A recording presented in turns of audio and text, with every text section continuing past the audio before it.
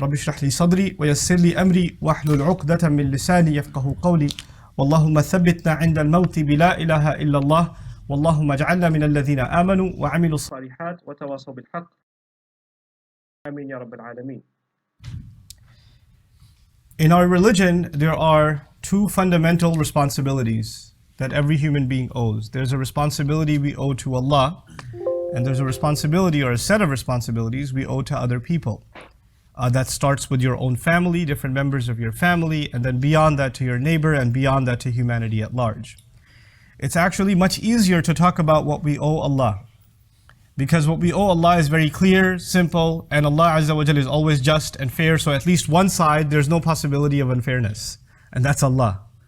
And so when the expectations are given from Him, then there is absolutely no argument or ambiguity or lack of clarity.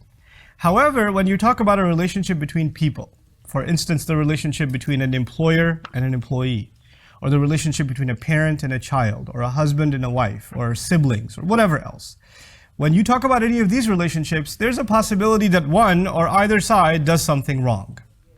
So here you are doing your part, you're fulfilling your responsibility, but the other side is not doing their part. They're not fulfilling their responsibility. And when that happens, it's a very common tendency for you to say, well, they don't do their part, why should I do my part? So the relationships we have with Allah, essentially, the relationship we have with Allah essentially is very fundamental, very simple. Very straightforward. Actually, the only possibility of wrongdoing is on my end. And that's why we begin our relationship with Him with the first dua in human history, رَبَّنَا ظَلَمْنَا أَنفُسَنَا وَإِن لَمْ تَغْفِرْ لَنَا وَتَرْحَمْنَا لَنَكُونَنَّ مِنَ الْخَاسِرِينَ. Master, we wronged ourselves. If you don't forgive us and if you don't show us mercy, we're of the lost. There's no possibility that Allah will do wrong. وَمَا ظَلَمُونَا وَلَكِنْ كَانُوا أَنفُسَهُمْ يَظْلِمُونَ. They didn't wrong us, they were only wronging themselves. And Allah Azza wa Jal never, He doesn't do dhulm to people. وَمَا أَنَا بِظَلَّامٍ لِلْعَبِيدِ. On the other hand, though, like I was saying in this introduction, people are complicated. And all the other relationships we have are complicated. The thing is, though, that these are very important. And these are things that we're going to be asked about before when we stand in front of Allah. Our relationship with Allah, when you fix that relationship, it creates a sense of responsibility to all your other relationships. In other words, what I'm trying to say is if you are very good to Allah, but very bad to your parents, that actually means you're still very bad to Allah. Allah Azza wa Jal has given you responsibilities to your parents, to your spouse, to your children, to your brother, to your sister, to humanity. And if you don't fulfill those, then you have disregarded what Allah gave you, responsibility Allah gave you. Right? So we have to actually fulfill those rights and those obligations to the best of our ability as well. But it's so hard to talk about. It's hard to talk about because if I were to give this lecture, about this khutbah about the rights of parents, for example, there will be children in the audience, and there are young, sons and daughters around the world that have been abused by their parents. That's a fact. There are parents that were not good parents. That is a reality. And when they hear that lecture about how good you have to be to your parents, they say to themselves, wait, but they didn't do anything for me. What did they do? They actually even abused me. There are parents that are physically abusive, emotionally abusive. There are parents that are spiritually abusive. There are all kinds of abuse that happens. And why did they get a blank check? And so when someone listens to one side, then they get upset, how come you didn't present the other side? Similarly, if I was to give the lecture today, the khutbah today about the rights of the husband, then a lot of wives would be upset. What about our side? Why should I give him all these rights? What has he done? And if I were to do this for the men and say, well, these are the responsibilities that we have towards the women, then the men will be upset. Well, yeah, okay, fine, I have all these responsibilities, but she messes up all the time and you don't say anything about that. What are we supposed to do? So you know what happens in discussing any of these rights and responsibilities, there's always a chip on our shoulder. There's always this defense mechanism. Wait, are you going to balance this equation or what? So the first thing I wanted to address is that elephant in the room. Today's khutbah is actually about the responsibilities of men. And that will, in fact, make some men very upset. Because they're going to say, you didn't say anything about women. Inshallah, my next khutbah here will be about women. So I'll make them upset as much, I promise. But the thing is, though, that there's a very natural, and I would even say a tendency inspired by Iblis himself, is that he makes us forget our responsibilities, and he makes us think all the time about our rights. So when you are being reminded of your responsibilities, you say to yourself, well, I don't get my rights, why should I think about my responsibilities? You're always concerned about your rights. The phrase Allah used in Surah An-Nisa is that men are qawwam over women. Men are qawwam over women. It's a very unusual word, the word qawwam. And that seems to be the foundation of how this unit is supposed to operate. And what men owe women and how women are to react to men is captured in this one phrase. Everything else, it's a long ayah, everything else that follows in this ayah is actually in the shade of this one statement. So if this khutbah is dedicated to that one statement really, الرِّجَالُ قَوَامُونَ عَلَى النِّسَاءِ. And that really that fundamental word, qawam, and what does that mean for you and me? The word qawam comes from the Arabic word qiyam, to stand. And it has several implications. It's one of the very fluid words of the Arabic language. It's a very powerful choice of Allah for this word to be used. There are many other words you can use, but this word in particular, one of the things that makes it unique is that it shares its origin with one of the names of Allah too. Allah's name in Ayat al-Kursi, Allahu la ilaha illa huwa al-hayyul qayyum. The word al-qayyum is actually from the same origin as the word qawwam. Now I highlight that for a reason. I highlight that because when Allah's name is being used, qayyum, then we have to understand that name fully in all of its meanings to appreciate the beauty of that name. And also that word itself becomes now sacred. And to take some of its meanings away or to add meanings in that are not there is rather blasphemous. Because it's sacred. It's from one of the names of Allah Himself. Derived from it is one of the names used for what we are supposed to emulate. Now, the first of them, naqidul julus. Qiyam means standing, like not sitting, but from it is implied activity, like someone who's constantly engaged in something. Someone who's never passive. Someone who, you know how there's autopilot, or there's cruise control in your car, right? Or there's a machine that can, once you turn it on, it just runs on its own. It doesn't need to be constantly operated. That's not what we're talking about. We're talking about the exact opposite. Something that doesn't function until you actively involve yourself. You cannot just press the on button and let it go. And this is actually it's kind of funny, but the way they explain this in etymology is by means of an ancient poem. There's a slave, we used to have slavery back in the day, so the slave is about to be sold, and as he's about to be sold, he says, please don't buy me. And he says this statement, فَإِنِّي فَإِذَا جِعْتُ أَبْغَضْتُ قَوْمًا وَإِذَا شَبِعْتُ then he says, أَحْبَبْتُ نَوْمًا. He says, don't buy me, because if I'm hungry, I get really annoyed, I'm not active at all. I don't feel like doing anything, so you're not going to get any work out of me. Especially when I'm what? Hungry. And if I've eaten well, I just love sleeping. So, but when he says I'm hungry, I'm not active at all, he used the word qawman. And I'm suggesting here, what I'm trying to tell you here is the meanings of that word include someone who's constantly active. Now that's the first hint to myself and you about relationships. This relationship is not something that will carry itself. You'll have to actively maintain this relationship. There's something, the love between spouses is not something that just carries on. It has to be maintained and nurtured and flourished. It needs to be something that one needs to come back to. You cannot assume that it's there. It can dry up and it can fizzle away. The assumption that something has been forgiven or the feelings of hurt are gone, that assumption,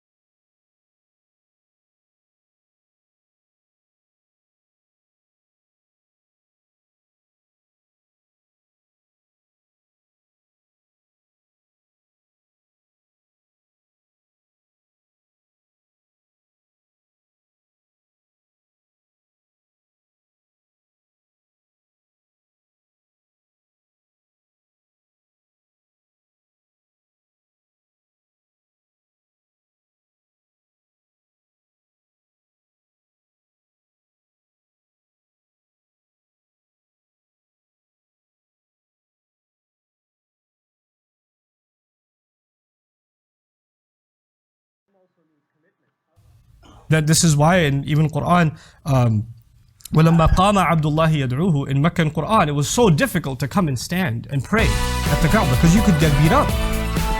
And so when someone made the commitment to pray, despite all of the challenges ahead of them, the word qiyam was used for. Similarly, the people of the cave were terrified to testify in front of the entire village because they're going to get slaughtered if they testify that there's one God when everybody else worships multiple gods. But إِذْ قَامُوا فَقَالُوا يعني إِذْ عَزَمُوا فَقَالُوا, as Mufassirun say. To make a commitment, to commit to something. Men have to commit to this relationship. And here, this is the real reason I brought up this khutbah. I'll go through these meanings rather quickly and then get to the fundamental piece that I wanted to get to. Qiyam also means thabat, constancy. You have to, and from it actually comes the word qiwam. And qiwam is nizamul adr. Actually, nizamuhu wa imaduhu, the pillar of a building, is also its qiwam. The thing that holds something together and the thing that maintains, that you can rely on all the time. Furniture can move inside of a house. Walls can move. Pillars can't move. Pillars have to be a constant. We have to be the constant in our families for our women. They have to be, we can't be fluctuating. Yesterday you said this, today you're saying that. Yesterday you said this is okay, today it's not okay. You can't be fluctuating, you have to be constant. And that's one of the other implications of the word qiwam. And finally, one of my favorites, actually from it comes the word qima. Not the ones that they see eat. But qima is actually value, thamanu shay. That a man being qawwam is actually responsible for letting his spouse know how valuable she is. He gives her value. He appreciates her. He acknowledges her. He lets her know that she's beautiful. And a lot of men actually do the opposite. Let her know how fat she is, how ugly she is, how short she is, how dark she is, how freckled she is, or whatever. And they'll do that constantly, putting her down, demeaning her value. You know, or insulting her intelligence. God, you're such a horrible driver. You're so annoying. Why can't you just take the normal right turn like everybody else? You know, why are you in this lane? Why aren't you in that lane? Constantly putting her down in some way or the other. And a qawwam is someone who gives value instead of taking value away. Like if the woman feels, you know, stupid when she's around her husband, when she feels ugly when she's around her husband, when she feels valueless when she's around her husband, then he's not being a qawwam to her. This is what we have to be, qawwam. Now, I wanted to highlight all of this in one particular context. And that is, before we become better husbands and by the way, the ayah is not just about husbands. It's ala nisa. It's actually, this is the kind of thing we're supposed to do for our mothers, our sisters, our daughters. It's actually broadened. And then it's made more specific about the spousal relationship. But the reason I was probed to bring this topic up as a khutbah is because recently I've been engaged in quite a bit of travel. And what I do when I travel and I speak in different communities across, more recently it was across the United States and somewhat in Europe. After a program is done, I spend a few hours just talking to people. People just come up to me and they ask me all kinds of questions or share concerns. And overwhelmingly, the women that came and spoke with me about how their husbands they're good husbands, but they allow her in-laws to be abusive. In other words, they live joint family system or whatever it may be, or the husband has his wife, but he also has his parents, and the parents are abusive to the wife, and she has to put up with it. And he says, "I can't do anything. They're my parents. What do you want me to do? They're going to say things to you, but you should just be patient, because I'll always side with my mother. I'll always side with my father, etc." What happens here is there are two lines that have been crossed. On the one hand, as a husband, your responsibility is to your wife.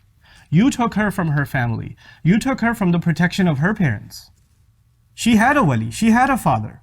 And his job was to make sure she stays happy, safe, she's not insulted or humiliated, she's protected from all forms of abuse, physical, emotional, spiritual, all kinds of abuse. That was the father's role. And when you signed that nikah, and when you said you agree, then all of those roles were shifted over to you. You're supposed to be as protective of her, even more so, actually, than her father was. Because your relationship with her actually even goes further. She's even the mother of your children. There's more here. And so you were supposed to be a shield around her. At the same time, you are also a son. A son to your mother, a son to your father. And this religion teaches us that we cannot even say "oof" to our parents. You can't raise your voice to your parents at all. Now you are being pulled in two different directions. You have these enormous obligations to your spouse. Mithaqan ghalidha, the Quran calls it. A heavy contract, a heavy agreement. It's not a light thing, marriage. And on the other hand, you have this enormous responsibility to your parents. And sometimes they make you pick which one you're going to be good to. And your job is actually to draw a line and say, this is what I will do for my wife, this is how I will take care of her, and this is how I will protect her. And to let your parents know, you can say whatever you want to me. You can beat me up, you curse me out, I'm your kid. You do whatever you want, that's fine. I'll take it. But you can't touch her. You can't say a word to her. She's not yours. She's not your responsibility, and she's not your child. Especially the culture I come from, you know what they say when the girl's getting married? They say, oh, she's like our daughter. Oh, it's like we have a new daughter in the family. Beware when you hear those words. Girls, be thoroughly warned. Because when they say she's like our daughter, trouble is looming. Just a couple of weeks later, there's going to be commentary about how you didn't cook, or you cooked, with too much salt, or, you're lazy, or you didn't clean, or some stuff is going to begin. No. The relationship between this woman and her husband's family, first and foremost, is a relationship of mutual respect. She has to be treated with respect, and she has to treat with respect. When it comes to rights and obligations, she is under no obligation to obey your parents. I'm sorry. I'm sorry in that I feel sorry for you that you believe that for so long. But your wife has no obligation to obey your parents. And if you are forcing her to obey your parents and serve your parents, you are engaged in an act of injustice. You're being abusive. You're not a qawwam. You're not the qawwam Allah made you. You were supposed to be taking care of her. You didn't bring a servant into the family. And you're not supposed to be giving her lectures about you have to be patient, they're elder, they can say whatever they want. No. When even our family does something wrong, Allah commands us to stand up for justice. Even if it's وَلَوْ عَلَىٰ أَنفُسِكُمْ أَوِ الْوَالِدَيْنِ وَالْأَقْرَبِينَ. You have to stand up for justice, even if it means you have to stand up against yourself. Meaning if you've done something wrong, you have to own up to it. And if your parents have done something wrong, you actually lovingly, respectfully, head down, humble voice, you still have to let them know, you can't do that, Mom. I'm sorry, you can't do that. Dad, that's not right. I'm not going to allow it. You're my dad, but those rights I will not allow you to trample. Because Allah will not be asking you, Allah will be asking me whether I was qawwam over my wife or not. If you cannot be that shield, then you are in violation of what Allah expects from you as a husband. That's very important to understand. We have situations in which, by the way, as people are listening to this, like I said in the beginning, I gave that disclaimer, there are going to be in-laws that are like, but there are wives that are abusive to the in-laws. You didn't give a khutbah about them. You just give a khutbah about how messed up we are, but what about them? They also throw shoes and do crazy things. Call them. I will, but I can only do one thing at a time in a khutbah. One at a time. It's coming. But right now we have to deal with one problem. And by the way, one evil doesn't justify the other evil. And one evil, well, they do it too, is not a deflection or not a justification that you get away with the other wrong that's happening. And you and I have to take stock in your own families. What's happening? Is this kind of wrong happening? Because if it is, then Allah will ask. The Rasul says, خَيْرُكُمْ لِأَهْلِهِ. The best of you are the ones that are best to their families. This last bit that I wanted to share with you, please take note of it. There are three kinds of abuse that I want to highlight. Three kinds of abuse. The first of them is the worst of them, or you think it's the worst of them, is physical abuse. That is absolutely out of the question. Rasulullah sallallahu alaihi wasallam outright, لا تضربوا إماء Allah, do not hit the female slaves of Allah. Outright, do not hit the female slaves of Allah. Now Allah's Messenger could have said, لا تضربوا النساء, don't hit women. Right? Don't hit women. Because the female slaves of Allah are women. But the power of those words is that when you call them female slaves of women, female slaves of Allah, then their relationship fundamentally, who owns them? Allah does. And when you mess with someone else's property, like if you destroy my car, you haven't offended my car. Who have you offended? You offended me. If you came after my child, you haven't just insulted my child or abused my child, you've abused who? Me. I will come after you. You understand? If they are Allah's property and you hit them, who is coming after you? Allah. La tadribu ima Allah. Watch it. They belong to Allah. That's what the Messenger says, sallallahu alaihi wasallam. So physical abuse is absolutely out of the question. It is out of the question. And anybody who would like to argue otherwise, I'll stick around after Jummah. I can talk to you about it. The second kind of abuse is emotional. And emotional abuse could be verbal. It could be when the husband is not around, the in-laws come along and say, by the way, you're just here for a little bit. We can get rid of you whenever we want. That's my son. And when the husband's home, then how are you? You're so sweet. You're so kind. And this girl's going crazy like, when he's not around, they turn into the devil. And when he's around, they turn into an angel. So when I try to tell my husband that they're crazy, he says, what are you talking about? They're so nice. You're crazy. And this is a kind of emotional abuse. A husband and wife have to have a trusting relationship. They have to. If you don't have trust, you have nothing. There's nothing there. This is not a blood relationship. Marriage is a contract, which means you agreed to share a life together.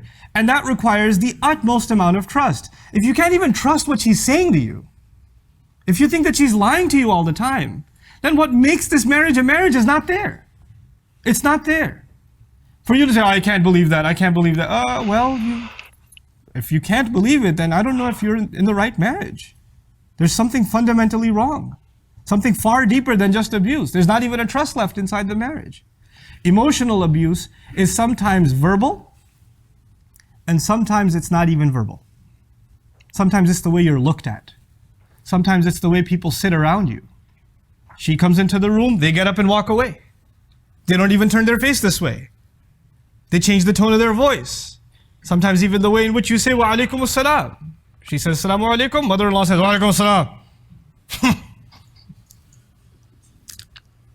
Or she doesn't say anything at all. That's a pretty abusive statement, to not say anything at all.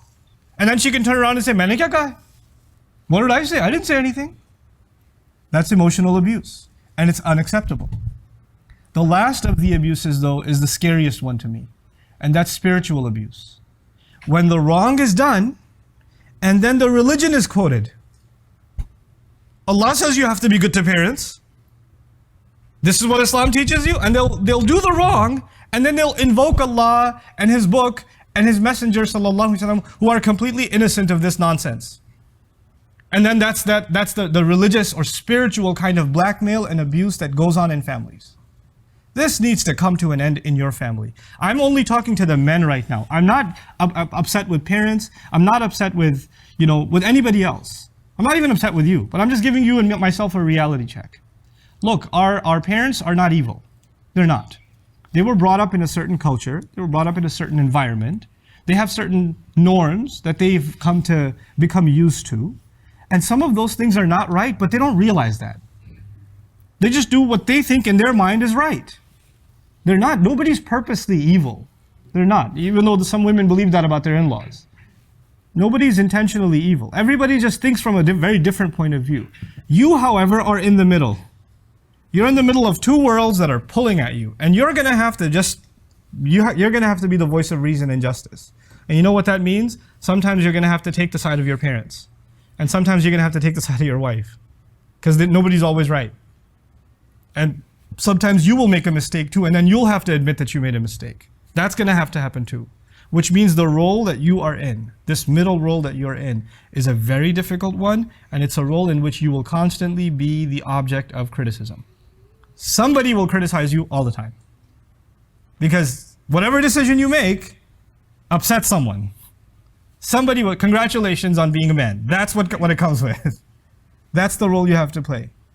الرِّجَالُ قَوَّامُونَ عَلَى النِّسَاءِ. Congratulations. That's the role Allah has given us. If you don't understand that, you feel like this ayah is about this absolute authority Allah has given us, and we get to do whatever we want with the women under our authority. The word qiyam has nothing to do with authority, first of all. It has to do, like I said, with being active and making sure that you constantly check yourself and make sure that the relationship remains healthy, is commitment, is constancy. From it comes the word istiqama, which means fairness, even al-adl.